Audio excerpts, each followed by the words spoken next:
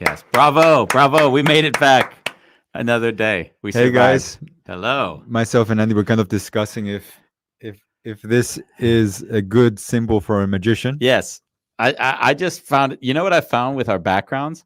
I've enjoyed the backgrounds where it's a centered, strong image with something unique or funny and Yeah. interesting.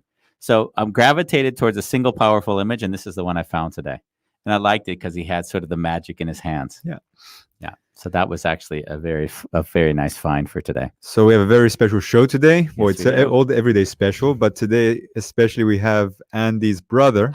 No. Let's not announce him as Andy's brother. We have Michael Chaleff. There's no S in that name. It's Chaleff. Nick Chaleff. What is that? And we are on a Wonderful chaos.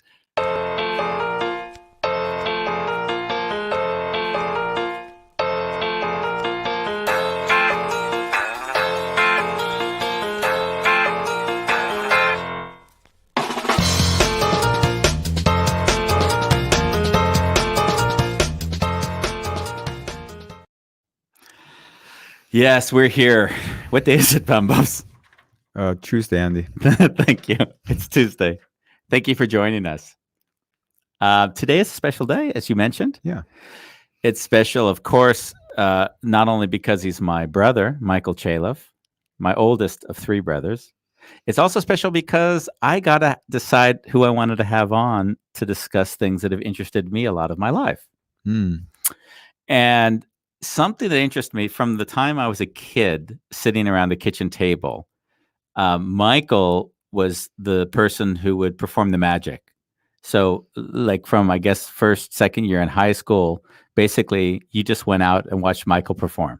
Like that was a lot of my childhood. So in seeing him progress and develop, I started to make more and more sense that there were ways in which our predisposition as people can be easily manipulated. So like some of the tricks I like most are like the tricks, for instance, where you'll just do, typical, like you'll take a piece of paper like this and you'll say, watch this ball, watch this ball, watch this ball. And then you say, bang, it's gone. Yeah. So like that, like the stupidity of it. Yeah. You're still wondering where the ball went. I am wondering.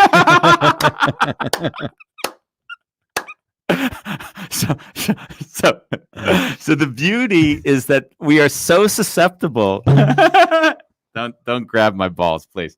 We're so susceptible to so much, and as a magician, you actually like learn that to such a fine-tuned comb that you can even start to do things that are really incredible.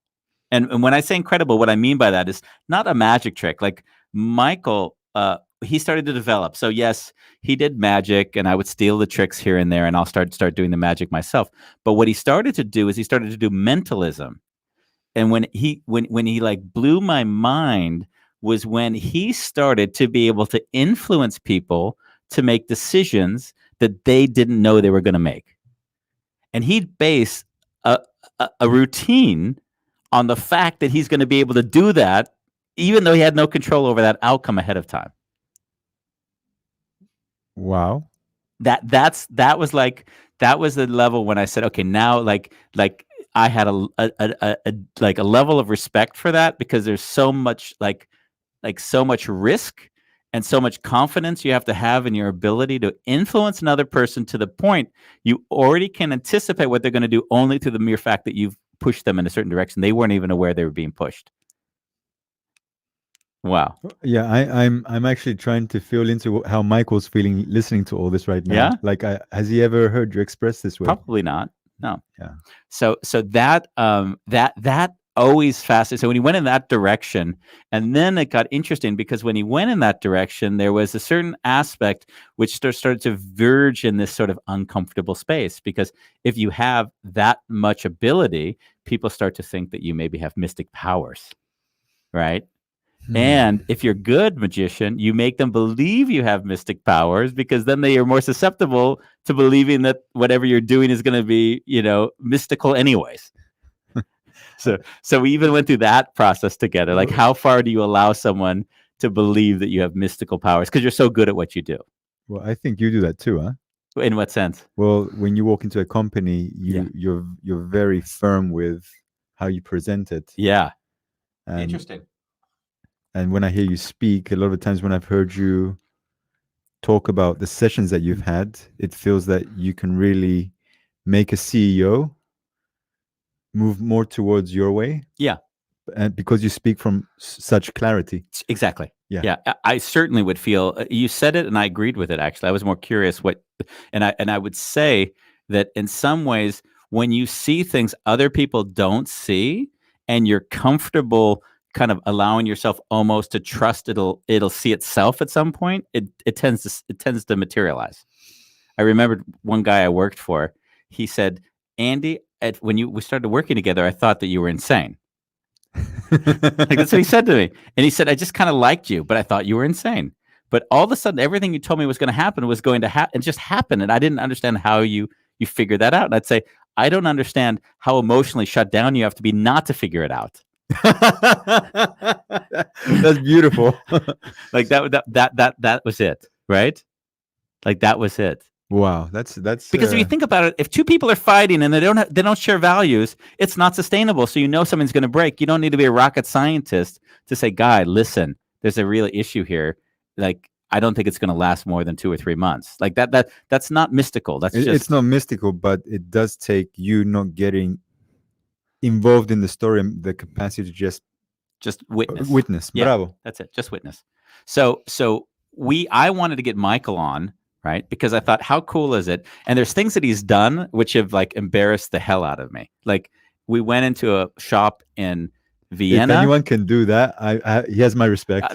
Exactly. But I'll tell you why, and you'll understand. We went into a shop in Vienna where he didn't know anybody in basically Vienna outside of me. Went in the carpet shop. He met a guy, and literally 2 minutes later, a guy he doesn't know just met, he steals his watch from him, right? All I'm thinking is like, I don't know if this guy is going to figure it out and all of a sudden he's going to start, hitting him with a bat or something, right? So there was another aspect of where he can even influence and distract to the point where he can steal a person's watch without them even knowing that it's done.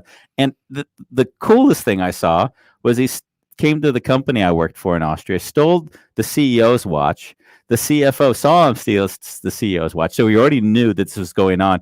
And then 1 minute later, he stole the CFO's watch without him knowing that he stole it. Like that's how susceptible and how capable he is. Wow, scary. So that's our hour. I want to dig into it and just have some fun. Yeah. And here, I mean, there's some certain tricks, and I really want to dig into what are the like core elements where people get distracted and how you utilize that. Like that'll be at least some of my questions. You might want to ask about our childhood. Was our dad really as abusive as I've talked about on all of our shows? Like that's what Baumbos will get to at some point. I might surprise you. Hey, Michael, how was it to hear that? It was great. I love it. It's so interesting, right? Because on some level, magic is something that people experience in their mind, and so part of what Andrew's talking about, a lot of it is objectively real, but also is his perception of the reality at that time. And so much of magic is creating that opportunity for people's minds to sort of create, well, how did it go? And what was it like? And so I love it. And I love the fact the memories and the positive aspects of that. I've loved that. And the things that I've always really, really enjoyed is when Andy and I have shared magic and he's gone off, particularly when he went to Japan and was able to use it to connect with people and to teach better and to do all these wonderful things with it. It always has made me very happy that we could share that and he could go out and use that. And so I love that. Yeah. I take it out every so often nowadays. I haven't seen that. I mean, the first time I saw you doing magic was at his wedding. That was quite spectacular. Yeah. Andrew asked me to do it there. That was, it's interesting to be focusing on this. I think Andrew knows when I turned 50, I decided to change everything. And part of that was really thinking about how I show up in the world. And I show up in the world a lot of times with humor and a lot of times with magic. And I wanted to take a step back and ask myself, what was that about? Was that about sharing? Was that about joy? Was that about control? Was that about being needy? In order to sort of get a better handle on that, I really dialed it back. My magic that I've done in the world, I do much less. And frankly, the world that we live in today is so different, right? The what it would take for me to feel comfortable and respectful enough to steal a watch from somebody, right? Once off in COVID, I never would. But also as we get to Me Too and thinking about personal space, I think the level of how I interact with people is different now than what it was 20 years ago. Wow. There's something that I noticed about magic in general, and that speaks to a little bit about, I kind of presume what Michael's talking about, is that when you're doing magic, it's about distraction. In order to distract, you need to almost, he told me, and I hope to talk about this, is kind of the three focus rule, or there's, I don't know the exact terminology, but basically that you can't focus on any more than three things at once. So if you want to steal someone's watch, you grab them by the wrist, you look at them in the face, like here, you talk loud. So those are the three things. And now they're so focused on the three, I've still got my that the watch. watch is gone because your brain can't process the fourth. So, so I guess what I'm like really curious about is that in your progress of like figuring out that there's a way you can break through people's natural, like what was that like for you? Because the first times you did it, you had to take a massive risk. You had to assume that it was going to work without knowing it would work. So how was that?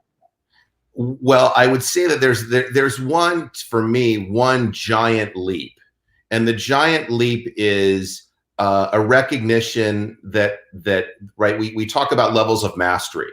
So there is this idea that I can do something without thinking. So let's talk about stealing a watch. I studied how to steal a watch for 4 years before I tried it. No. Yes. 4 years? 4 years. And when you say study, what does study mean for that? I mean, did you For me, practice? it was, there was a book, Stars of Magic. It was one of the first books I got when I was probably really starting to get passionate when I was 18. And I kept reading it and saying, I'll never do it. I'll never do it. I'll never do it. And it took 4 years for me to get to that point.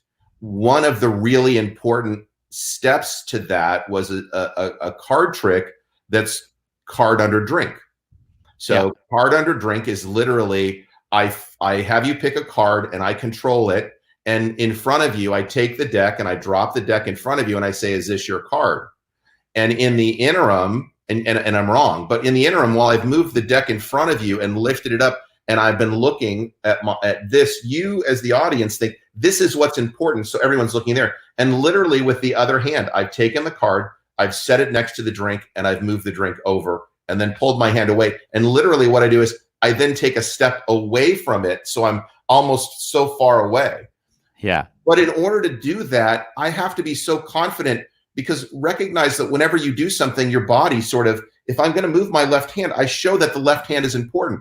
So I had to separate my body. This is all I care about, and this is what you should care about. And I'm going to move the card under drink here. How hard is that? How hard is that? Because in some ways, when I've come into, we had someone on the show a few weeks ago, and it was one of the hardest things that I had to do in a long time. He said, well, the exercise was, I want you to be vulnerable, say vulnerable things in an angry tone. So basically, our brain had a schism. My brain had a schism. Like I can't. And so in some ways, I believe that if you're to do, I'm going to live my left side and then I'm going to act my right side. To do it honestly, it's almost like the right side has to move, because if you show any intention on your right side, people will go there. Yes, yes. And I would say it's just for that, it was just a ton amount of practice, and also a recognition that that's what's going on. So let's jump back to the stealing the first watch. The first watch that I stole, I was in Tijuana, and the woman across from me was so drunk, I thought, well, I can't screw it up. Yeah. And I fought, right? So the danger of getting the watch off is that in long watches, once you get it out of the loop and you try to get the buckle undone, that the buckle recatches. So, got it. So I'm now trying to do it, and I finally just give up, and I think, well, she'll never know I even tried. And all of a sudden, so I then go on to some other, and all of a sudden look down and the watch fell off at her feet. And so I acted like I had to tie my shoe. I picked up the watch, put it in my pocket, and 3 minutes later I said, oh, by the way, here's your watch. And everybody freaked out. Yeah. And so that was also right. As long as I'm confident, no one needed to know the making of the sausage. Yeah. Right. All I had to do was delay the delivery and then act like it was intentional. And it was one of the, I felt humiliated and embarrassed, but it was one of the best experiences for my audience. Yeah. So would you say if you were to learn a new trick now, just based on the fact that you probably don't really care if it fails, or maybe you do, I don't know, but would you say you'd pick up magic quicker now just because you'd be more willing to take the risk that you might fail in doing it and then iterate on it? Or would you say, because I can imagine that the first years, it's probably half of the journey is just having the confidence to do it, and then you'll make the mistake and learn quickly. There are so many different layers of when you get to become more and more professional. So you're hitting it on the head.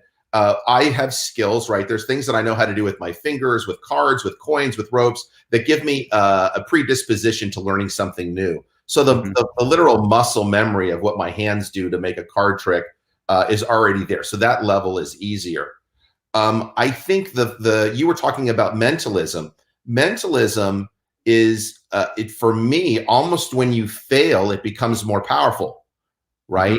Because if it was a trick, you never would fail. Well, since I'm embracing failure, now when I go to a trick, and let's say you were saying that I'm spot on. I'm not always spot on, but I am in my emotional reaction to it. I don't care if I fail. Yeah. So let's say I'm only right 80% of the time. The failures tend to support that what I'm doing is real. Which so now it brings this even greater level of confidence. When you do card magic, you never tell anyone what you're going to do in advance. So if I lose the card, I can always make it appear in my pocket or their pocket or in my shoe. So now you have all of these skills to make things right when you fail. And so it's magic in depth. There's always this way of saving or undoing. And if you're comfortable and playful and in the moment, there is no wrong answer. So to a large degree, also what I hear, you use the word confidence. Like it actually helped shape you because you've been doing this since teenager. I think it shaped me in so many different ways. I think one of the things that has just been a gift to me was when you started doing table magic, right? One of the things I did 20 years ago is I started doing restaurant work. And that meant I had to walk up to total strangers, assess where they were, kind of figure out what the landscape was, and figure out a way to entertain them and connect with them in a way that they could receive and then leave. And so it was just hundreds and hundreds and thousands of mini sessions of meeting people. And I stole Harrison Ford's watch. What was that? I said you stole Harrison Ford's watch. Was it an expensive watch that he had on at the time or not? It would have paid for my law school debt. If it wasn't for the Catholic guilt, I would have given it. Nice. Now, by the way, one of the worst mistakes that I ever made was I stole his watch in front of his security detail, and I thought it would be funny. And so I handed the watch back, and I turned to the off-duty police officer, "What do they pay you for?" Which got a huge laugh. But the next trick, he totally screwed me. Oh, yeah. So, right, there's this idea of, and I think one of the major lessons for me is less cocky, more about your audience, less about me being clever. And that's one of the other arcs. Why that's the banter? Yeah. Like the banter that I picked up from you that was like the worst thing to say to anybody. What do you think that was? I'm terrified because I look back on what I did 20 years ago and justified it because I'm in a bar. It's okay to do blue, which is, racy stuff. And I think, I just wish I could go back and talk to myself. Oh, yeah. Really? Well, I mean, you have to think in context, of course. We can get into that. But the one thing that I still will say every so often is it was a pleasure for you meeting me. Oh. Yes. I don't know how many times I heard Michael say that as we were kids. So I could say it's great for you to meet me. Let's get it. It's great for you. It's great for you. Like, did you use this to seduce women? Less than you would think. Less than you would think. There's a part of the there is a level of the thing that, so Andy talks about mentalism. I'm absolutely fascinated by mentalism. When I do it, I love it. But it creates this experience for the person that is false, that makes me uncomfortable. So I have this thing called magician's guilt because I do want to be ethical. I do want to bring light with what I do. And when I've performed and people have come up to me afterwards and said, when did you know you had the gift? That's really hard. Not because I think I'm going to take advantage of that person, but because now I've created the expectation in this person, it's real, and the next person may actually be unscrupulous. And so I begin to have the thing that I love the most and I'm most passionate about the most. I feel very self-conscious about doing it for people. So would you like to do it for people right now? Andy is going to. I actually did not plan for anything. I wasn't going to have him do any magic. I got I've got rubber bands though. I've got rubber bands on my wrist just in case. Yeah, I noticed. I got up this morning and thought, oh, they may actually ask me to do magic. I do have one thing that I can do for you that I did the other day that somebody liked. But once again, a lot of the mentalists and a lot of people that I know have exclusively figured out ways to make this experience, doing magic specifically on the radio or on television, to be more effective. And someday in the future, maybe we can actually plan, if people like this or you thought this was interesting, I could put some thought into what it would take to actually do magic over the internet. But I would not say it's one of my huge skills. But I will do one thing for you. We'll see if it'll work out. I like teaching magic, and so one of my friends has a young girl, a daughter who's interested, and I bought her ropes and I bought her books the other day, but they seem to like this one, which was just a through the neck trick. I don't know if that was good or not, but when I did it for my friend, he seemed to like it. I thought it was going to slice your head off, but no, I liked it. I liked it. I liked it. Thanks. Great. So is Andy going to do his? I love the rubber band trick. I mean, the rubber band trick. I bring the rubber band trick out at least 2 or 3 times, and it's always when I'm trying to stall for time. It's always like so. And I don't even know if I can get it on the camera, right? Because it's so hard to do this. But basically, from childhood, this trick. Michael refused to teach me this trick. He did this trick thousands of times in front of me. Like thousands of times. And then as a kid, I'm like, you got to teach me how to do this trick. And he wouldn't ever teach me. And then I think he did one of those, you got to put in so many time, you got to buy a book. He forced me to do some of the work before he was going to give me the answer to this. So basically, Michael's gone now. That's just fine. But basically, you see, there's two interlinking. There's two. Yeah, you can't see it. There's two totally interlinking rubber bands. But if you blow on them, Bambos, they come apart just like that. Just like that, Bambos. I've seen it before. Well, I will do my version of it. Here is I have 2 linked rubber bands. I don't know if you can you see them, Andy? Does that? Yeah, we can see them. We can see them. Sure. This was a link and this was a link. They would appear to be totally locked together. But if I rub on them and just blow, they'll appear to come through. See? Now, the beauty of this is you need a trick rubber band, because if you find the rubber band and you break it like that, if you put it together just like that, it'll appear to go back together again. And I sell these $15 a piece, but for you, 2 for $30. See, that's the banter. And that banter is something that I was raised with. And it was interesting because what I saw or I kind of learned in that banter was there was a control of the audience, right? There was you're holding the audience. And I think, I mean, if I would say, see you and your sort of progression in life, you started to see that's not comfortable. Like, I don't want to only live there. And you were kind of almost being pushed in that space just because every party was like, Michael, do magic, right? So in some weird way, you had to wean yourself off of playing the character that you needed to play in order to get the effects that you were looking to get, right?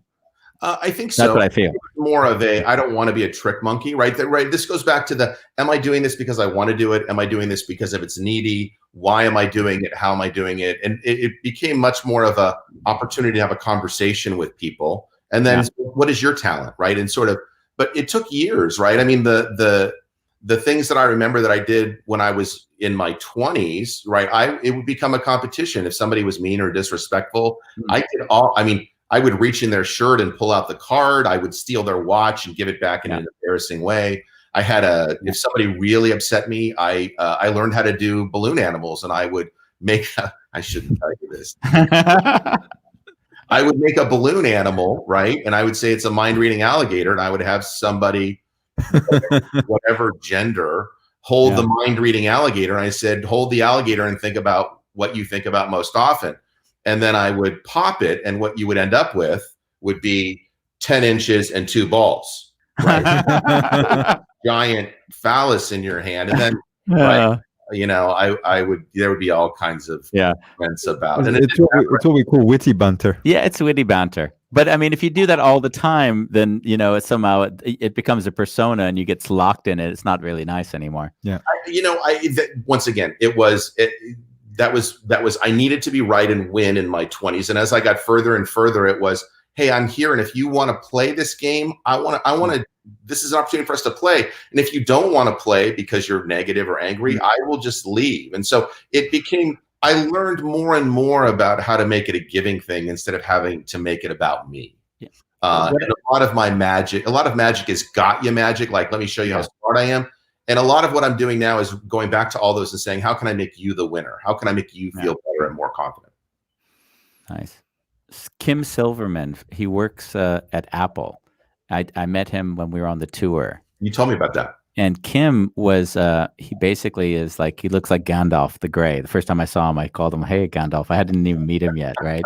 He didn't think it was funny because he actually embodied him. He actually wanted to be called Gandalf. But the thing that was so curious is that he used magic to basically, he said, pick a card that reminds you of a period in your life at whatever that age is. Pick a, you know, he facilitated the person through an experience of the earliest memory that was meaningful to you.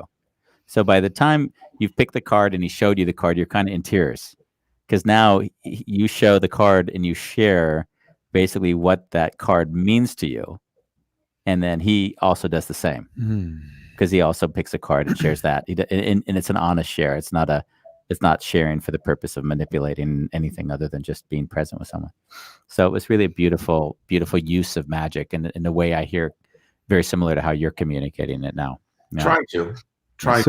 So Michael, I do want to go a little bit deeper. No, I mean, having read Andy's book 9 times. 9 times. And listened to it. Well, I listened to it 6 times and I read it 3 times. Okay. So I get rebuttal time. So first of all, like, how did you experience your father? Like in the getting angry and not a person that you can reason with. You know that it's so that you're asking a question, and there was a lifetime of growth around that subject. So if you want to know the arc of my life and the conclusions I came to about that, or what it was like as a child, those are 2 different questions. So I don't as a child. Well, I think that the bigger question would be, as a child, how did you experience him? And if you didn't have the same experience as Andy, did you also use magic to kind of soothe the relationship? Well, so let's bifurcate that a little bit. So I felt, and I think a lot of the choices in my life have come from feeling like the protector. And Andrew and I had a lot of wonderful conversations about that. That's part of how I almost have defined myself in the world, and kind of how I'm trying to undefine myself in the world. And it's hard because a lot of those things I like, but a lot of those things I wanted to make sure that it's part of what I want and not part of me playing out somebody else's game plan for me. So I think a lot of those things, and those are character traits and things that I did to sort of step up, I think those were positive. From the point of view magic, I don't know that my dad really liked magic because because it would put him in a situation where he had a lack of control, and he very much needed the control. Yeah. It's possible that the thing that drove me to be in magic, to bring control or joy or draw attention to myself, may have been from that needy place. But I don't have a nexus to the magic, to the relationship with my father, as you're suggesting. I guess he's wondering, like, if I hear the question, I write a book that basically puts all of at least my version of events on the table. How was that for you?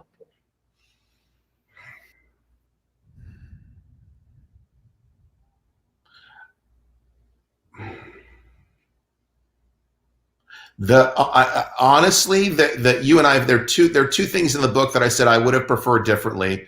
My feeling, which I've said to you all along, is I am ecstatic that this was your journey. This is your story. I do nothing but love and support you, and I want you to go out and be successful. And if I can be part of that, I want to. And the other two things, I'm getting teary-eyed about it, is that's it. It's I think there's some similarity between my experience and your experience. But I have nothing but love and support that this is you and going out and sharing it. Yeah. I like Just to touch on that before we go there, I just would like to, because Bambos has often shared that when he's gone into his journey, like he is sharing and his family doesn't necessarily know how to deal with that. Like when he allows himself to be fully vulnerable and share his truth and what's going on for him, because he's exposing a lot that also isn't easy for them to digest. And I've told him on several times that for me, like it's very emotional because like with me doing the book, like I only felt loved and supported by you and Danny.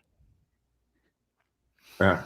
And it was risky to do the book for a treasure trove of reasons, right? And the book didn't even have an intention of a business outside of just writing this book. So, in that way, I've always told Bambos that's been like a gift that I haven't had to say suffer through in the sense that he has, and that I only have to overcome myself.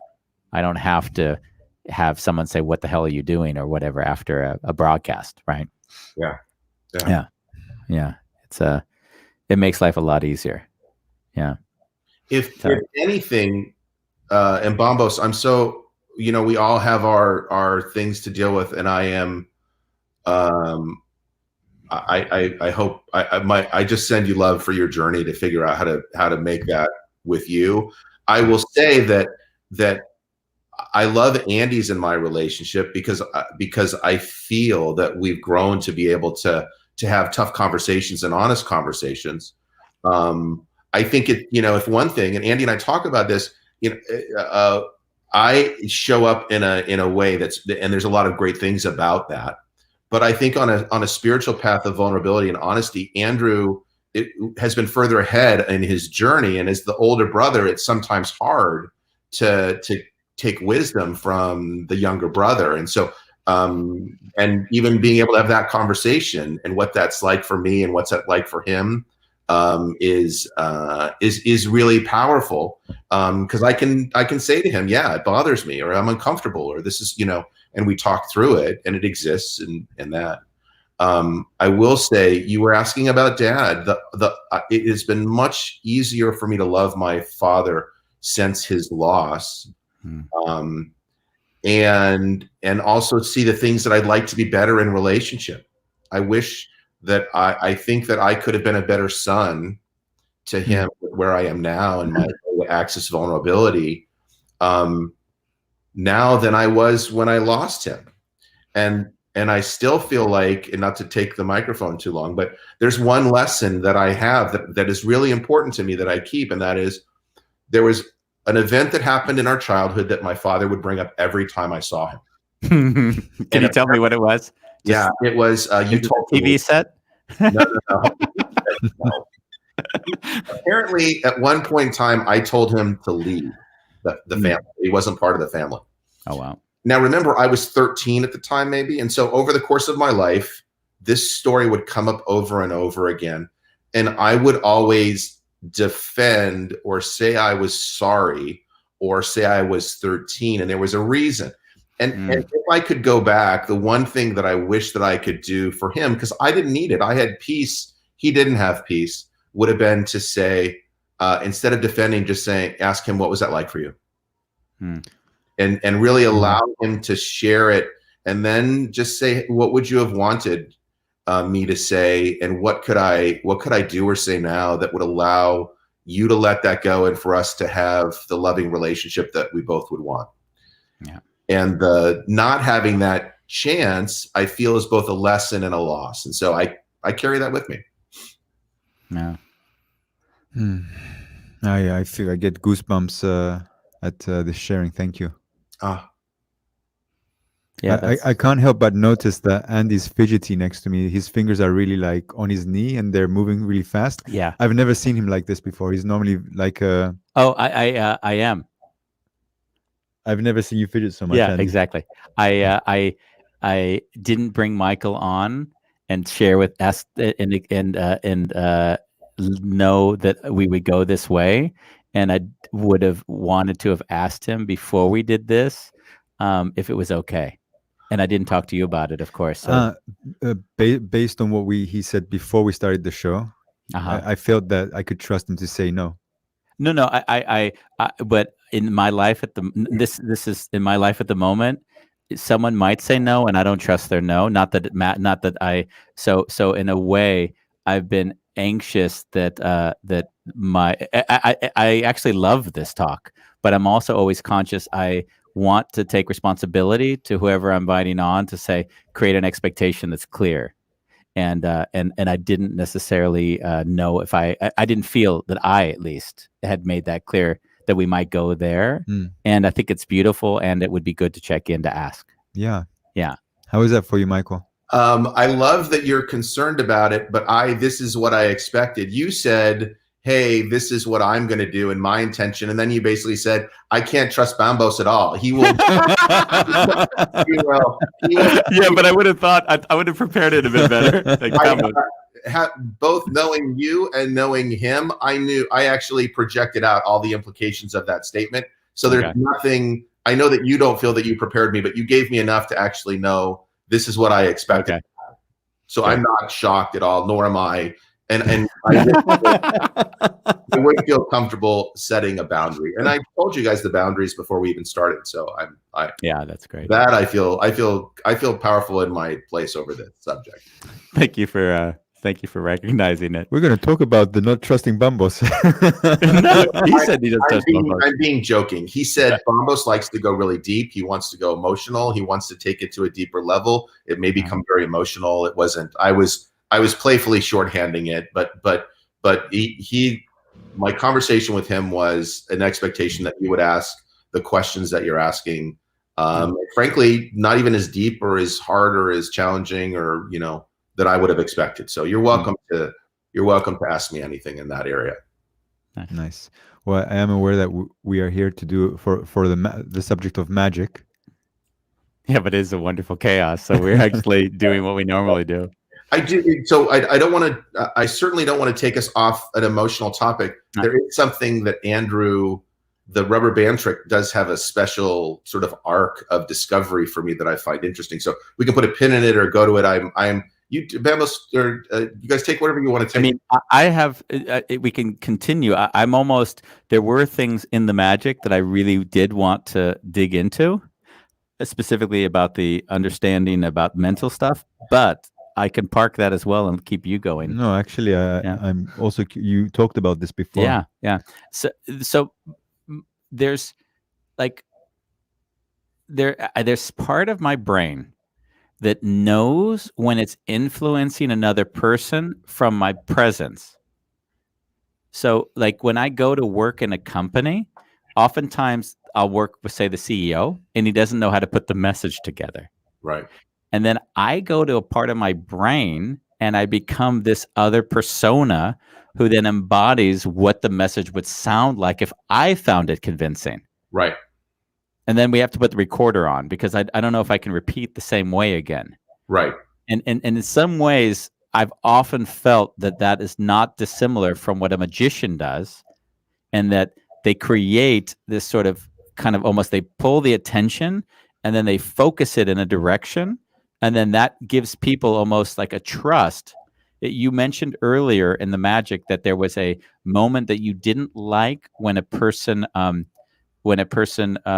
I call it loses agency over themselves. That's what I refer to it as. And when I say loses agency is they project out that someone has either a power or ability or skill that they don't have. And then they lose that agency because now it's no longer something they can do. It somehow becomes mystical or some way. So in that sense, I also see through what I would call then the influence in magic or selling an idea is in that way not really all that different from me. It's that I now embody a character which is so convincing that I draw the attention, and then the imagination of the other person opens up. And that's something that I found to do in business, but I've also seen you do it throughout our whole childhood. And I call it marketing. Yeah. So yes, and yes. To me, right, whether it's magic or not, our buttons get pushed. This idea that we have complete agency is an illusion, right? And so if you want to go back, I've studied magic. I've studied everything in magic. It was just fascinating to me. So cards, coins, ropes, even walking on broken glass, sword swallowing, fire eating, hypnosis. All of these things fascinated me. But to me, whether it's magic or how we live our lives, we get our perceptions and beliefs can be moved and changed. I think if you look to politics or you look at the news, how people's belief systems are pushed in different directions. There's a wonderful book, if you really want to go deeper into this, called Influence: The Psychology of Persuasion by a guy named Cialdini. And what Cialdini did is he studied every sort of shady business in the world and figured out how marketers would use information to get people to buy, or how people would get you to buy timeshares or sell cars. And he came up with sort of these unique principles. So one of them is, right, the gift of reciprocation. I give you a gift and you feel obligated to pay it back. So, right, how many people do you send holiday cards to that you don't even like because they send you holiday cards? So if I understand this principle, how could I use it? Well, if I want to get a tip from somebody, right, I give them an object, whether they value it or not. They feel obligated to pay me $1 and a tip. And so whether it's magic or not, finding all these buttons to push, there are things that cause people not to have what you would call agency, where you can kind of move them in different directions. That's an interesting one. The one you just touched on. I'd like to get into a few more of those if you could. But Sure. what you just said was that basically you give in order for the other person to feel the reciprocity, then to give back. Correct. So in some weird way, I would say I live that way, but I don't necessarily have an expectation to get back. Right. So, but sorry, if I may, I often say that by living that way, you'll always receive more regardless, and you'll live and you'll have a joyous life anyways. Yes. So it's kind of interesting because I never reduced it down to more of what one might see as manipulative potentially. Right? So Bombos and put a pin in manipulative. I want to come back and have a separate conversation about manipulative. So let's talk about what, Andrew, I'm sure you do all the time, which is the same button, which is if I ask somebody, what do you want to be do you want to be a good CEO? And I ask that person to tell me what their goals are. Yeah. Well, now there's this thing called commitment and consistency. And if I say I want to be a good CEO, and then I now present options to them, they're more likely to pick the good option because they don't want to look like they're being inconsistent. So the way that when I coach people, and sometimes that's part of what I do, is I get them to tell me all the things that they want. And then when we go to action items, they're sort of compelled to pick those action items that are consistent with their goals. When somebody comes to me and says, I need help with a difficult conversation, which I have all the time, they'll say, I'm angry, I'm frustrated, and they'll tell me all the things they want to do. And I'll say, great, you got to answer one question for me. Do you want to be right, or do you want to be effective? I don't care what the answer is, but you got to choose. And rarely, I would say 99% of the time, people say effective. I go, great. You've decided you want to be effective. Does that mean you can go tell the person they're a complete jerk? And so in that sense, there is a degree of, you could call it influence or manipulation. Yeah. So yes, there are ways to, so we're gonna go one step further. Okay. I believe that most conversations are, if you're gonna have a difficult conversation or a difficult negotiation, they're won or lost in the first 30 seconds. Okay. So if I'm gonna ask, let's say I'm having challenging with a ticket, or I need to go talk to a customer service rep. If I walk into the customer service rep and I'm angry or screaming or yelling or asking, they are now in a defensive mode, right? I have put their mind on this track. What I do generally is I walk in and go, I'm in trouble. I'm scared. I'm worried. I've totally screwed this up. Can you help me? Now, instead of being defensive, they're now in a helpful mode. And I've taken away all of the, I'm to blame. It's my fault. I think the vast majority of people, when confronted with helping somebody that's vulnerable, when they are able to be powered and they're being told respect, are more likely to move in that direction. So I've set that up for success. When I steal watches, what I do is I'll pull a coin up and I'll say, hey, take a look at this coin. And it'll vanish. And then I'll do a coin trick. I'll say, let me put it in your hand. Now they think it's about the coin. What it really is about is me stealing the watch. So I've set up the conversation to give myself a material advantage on the back end, right? And so every conversation that's important, I want to think about what's the introduction. If I'm having a conflict, right, with somebody, I start the conversation with, hey, I want our relationship to be better. And now this is a conversation about our relationship being stronger, not why you were a jerk or why I was upset. And it puts people into different mindsets. And would you say the magic has been helpful in that regard when you do that now? 100%.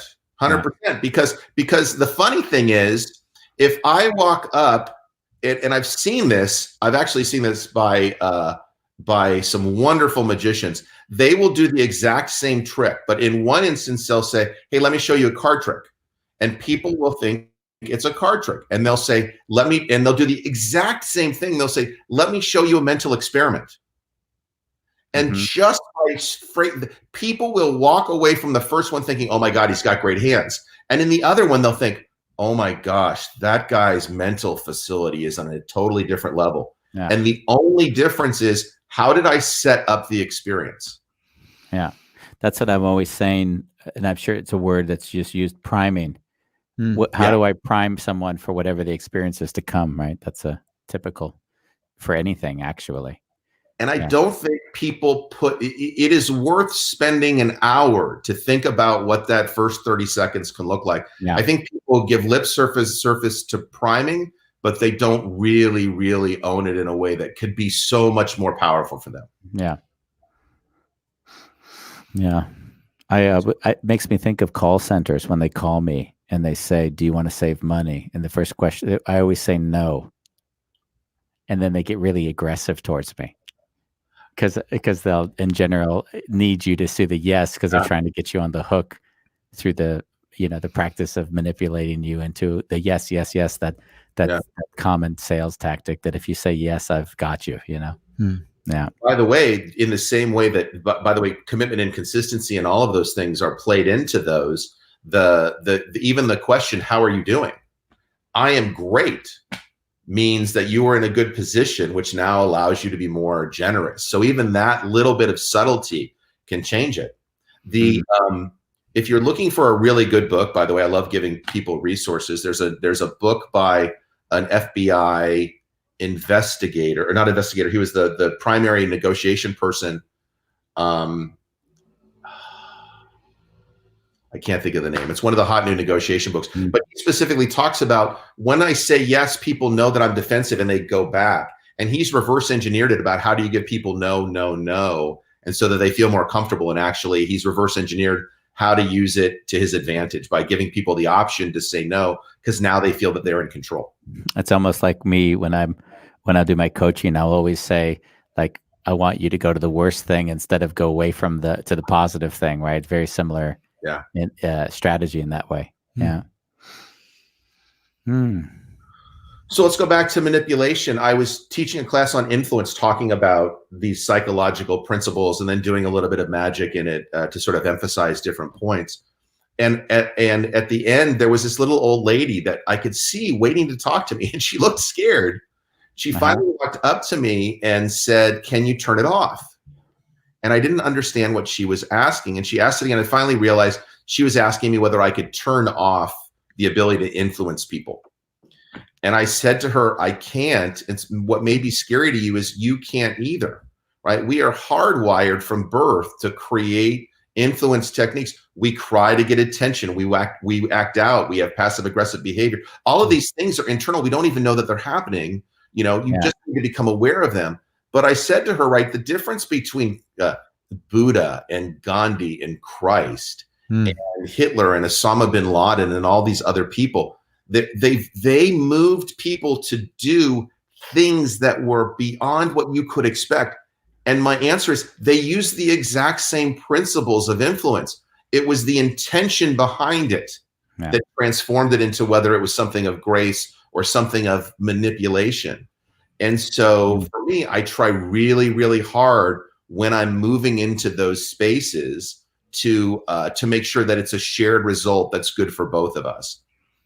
I remember as a kid, Mike said to my dad, "I love you." And my dad said back, "You're manipulating me." Yeah. and then it took me several years, right, afterwards to realize my dad had a point. Wow. Like I didn't really see, I couldn't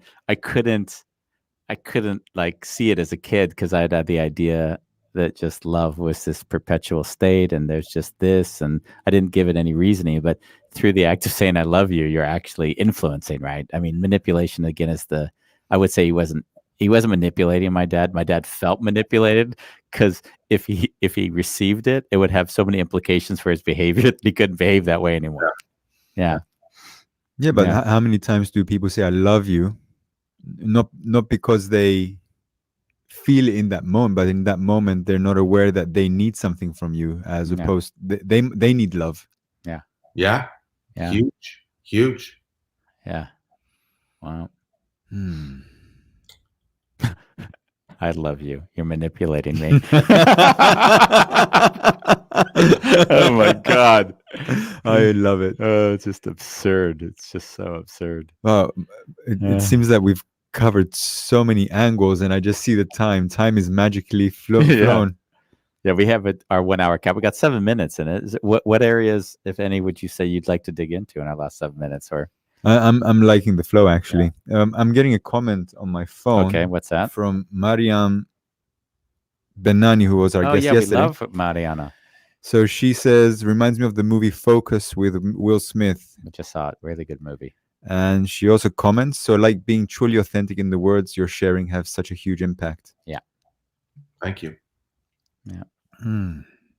Yeah, the actual, that's the one thing I've taken away from the last years of my life, and also with the book, was that I knew that the only way I was going to write was if I wrote to the honest feeling and not to the imagined feeling. Because I said, if I don't go to the most raw, honest thing that of how it really is, then why am I writing it anyways? Then I'm trying to chronicleize my history as if that's relevant. Like, who cares whatever happened in my life? But the essence of the pain and the sorrow and the things I had to overcome, that's what other people have to overcome. So that's the only way we as humanity can begin to identify with one another, is if we see the humanity of everyone else. Yeah. So Mariana is someone who we just started to have more contact with. In the future, Mariana, you have to watch us on A Wonderful Chaos on for the Facebook page so that we can see your comments here. So now we see you on my phone. Yes. She went to the watch party. Yeah, beautiful.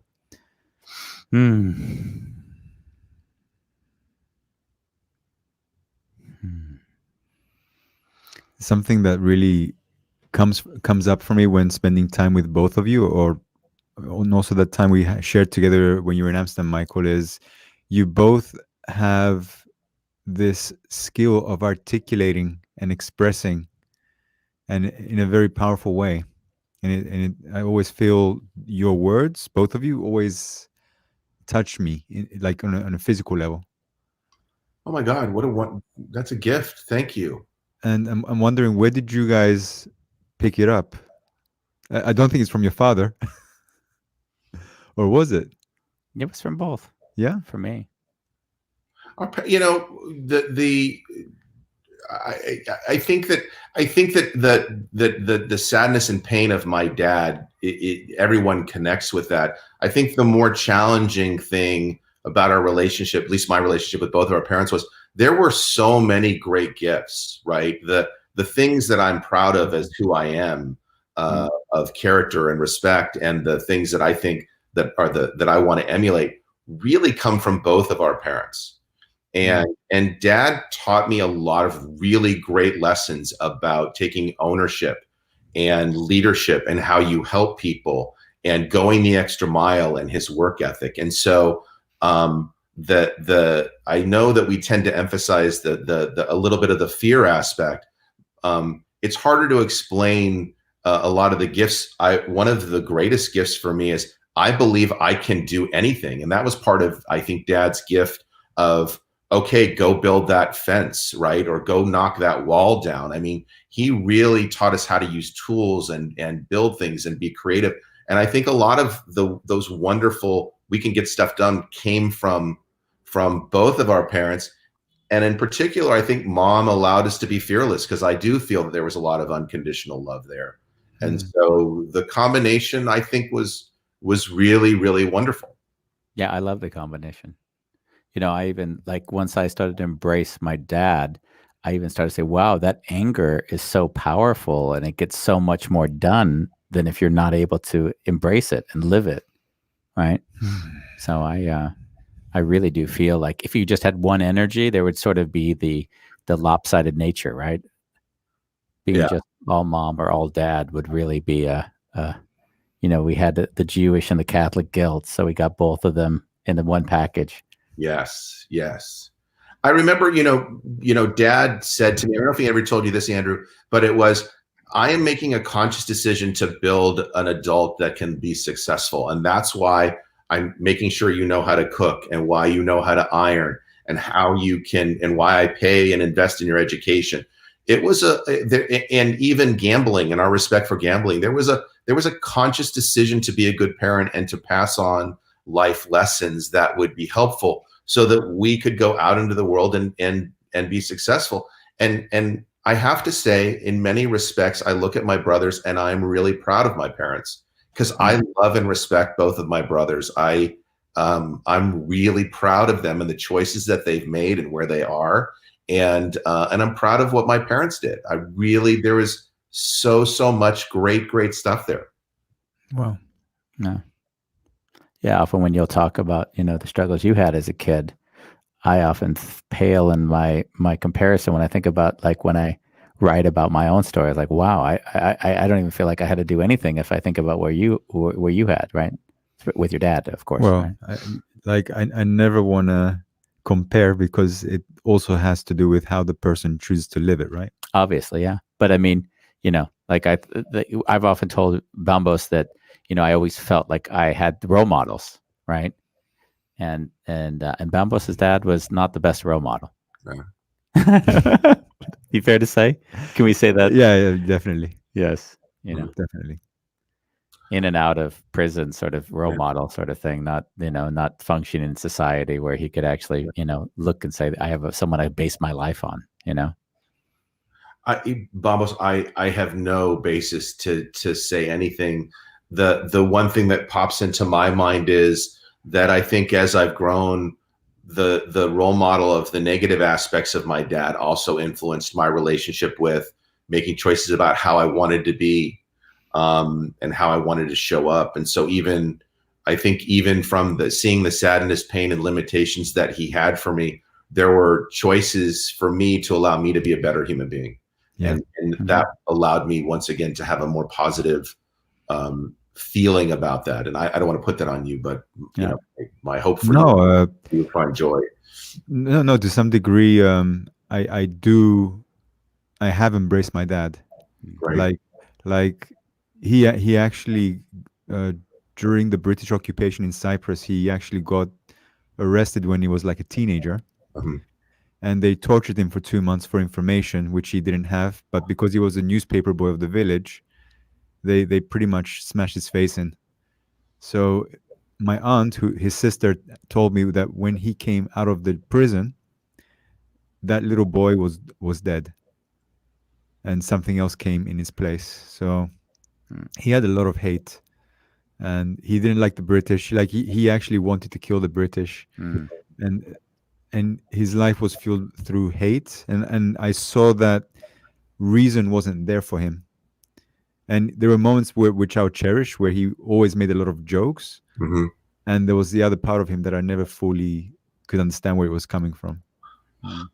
So when I saw him, when he left when I was 15, I saw him when I was 30, and when I saw him and saw where he was in his development, I realized that man had no choice but to be the way he was. Mm. He had no choice. Yeah. Mm. Wow. Hmm. And while not that extreme, I think that was what gives, at least gave me the peace to accept my dad, that he really came from a place where he didn't have the choices and options, and was sort of, I know it's cliched, but he was showing up the best way that he could. Yeah. And I did see growth at the end. I did see a more of an openness, and more of a wanting to be relational. And so I did see him making the effort. I'm actually wondering, to what degree was it him, or was it you and Andy and Michael, Danny. Danny, changing your lens on how you saw him? I think I really do believe it's both. I'd love to, when I first went into therapy, when my parents were breaking up, I was maybe in 7th grade. And I remember the guy said, he's never going to change. It's got to come from you. And I got the message 1,000 different times from 1,000 different, the universe kept bringing it to me. And before my dad's death, the one thing that he was terrified of was dying alone. Yeah. And I went and visited him 3 months before he passed. And I went and said, and for me, it was the ultimate act of forgiveness. There's a place right next to my house. You will always have a place, and we will always be near each other, and you will always be taken care of. And to me, it was very freeing, because it allowed all of the anger and all of the frustration to go away. And to me, it was the ultimate act of love and forgiveness.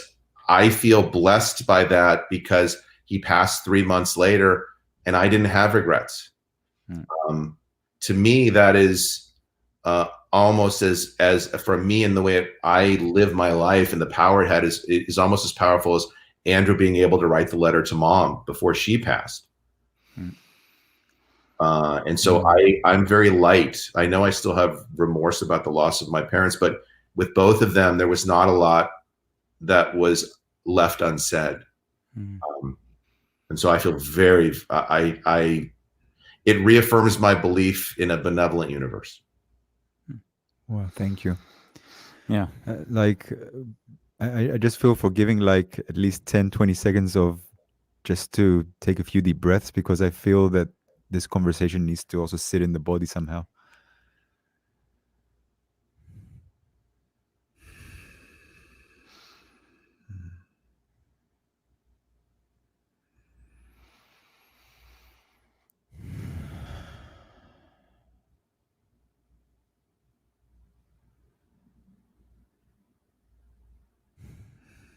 And even though this was not the intention, I want to thank your Father for the 2 men that I got to spend this hour with, and who I have come to love.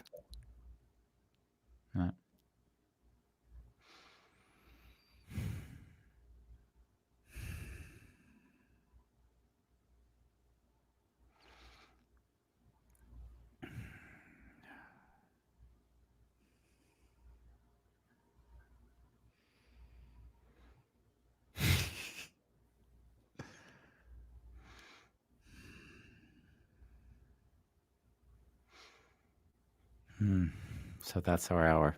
Yeah. Thank you for joining us. It was a gift. Thank you. I loved it. I'm going to say it like I say to everyone that I enjoy spending time with. I hope to have you again. Anytime. Nice. I promise I won't fidget as much next time. I don't have an issue with that. I'll see you guys later. Thank you. Bye, Mike. Bye. Bye-bye. Yeah. Wow, thanks for this episode. Yeah, this is nice. Yeah. Yeah. it's always interesting when you're sort of thinking, we got 50 shows coming in the next, 2 weeks, all up, and like, where do I want to go on those shows? This was a really fun journey. Yeah. I think the first 2 weeks of doing these shows, you've kind of helped me to step up in myself. Yeah. Like you said, if you show up and you're not going to be present, Yeah. then just stay home. So in a way, I saw that as an invitation to fully be here and Beautiful. bring myself in. So I have you to thank for that. Yeah. Thanks. Thank you. And if I'm fidgeting, then you're doing a good job. I love your fidgeting. It's great. I also have very cold feet, by the way. Thank you for joining us Hey, on guys. A Wonderful Chaos. Beautiful evening. Bye.